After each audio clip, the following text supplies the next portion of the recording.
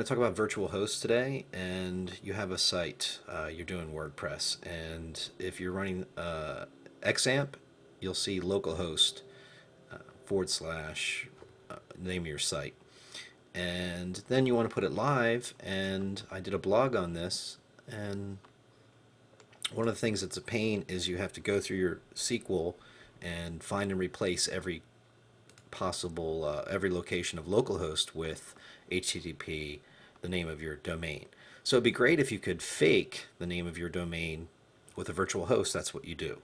So you'll just be going to WordPressWednesday.com, and this is going to show you how to do it. So this is a blog I did on it, and there's a document in there, and here it is. And that's where I got all my information from. It's a great site. So I'm going to walk you through how to do that.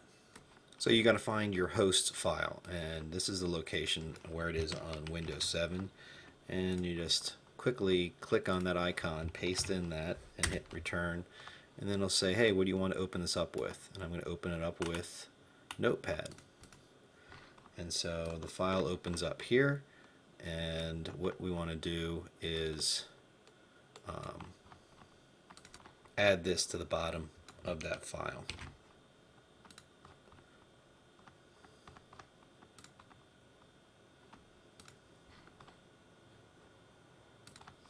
So we're in the host file, and we paste it in there, we save, and we close that file. Now if you have problems with that, you want to save and close. If you can't save it, it could be a permissions issue, and then you want to right click and open that file as administrator, and that should get around that problem. If you don't see the file, it's because it's hidden, and go to this article and it'll tell you how to unhide files.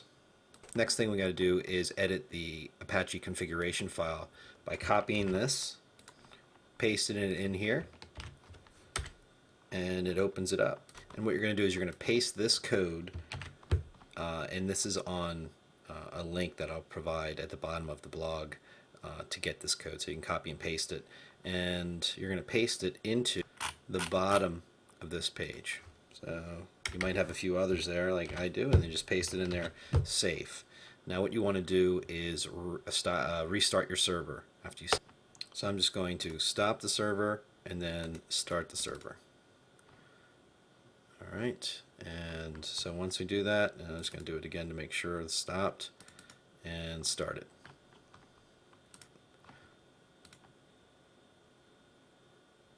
So now that that's stopped, if you go to the browser and you paste in WordPressWednesday.com, it's going to take you to your site.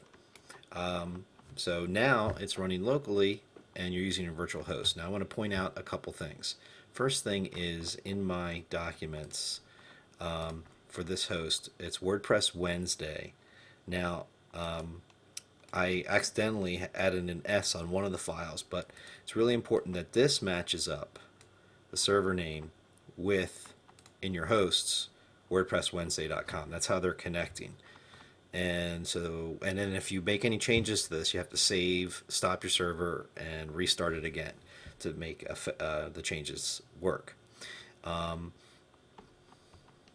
other issue is if it's WordPressWednesday.com and it's local and it's also remote, it could get confusing.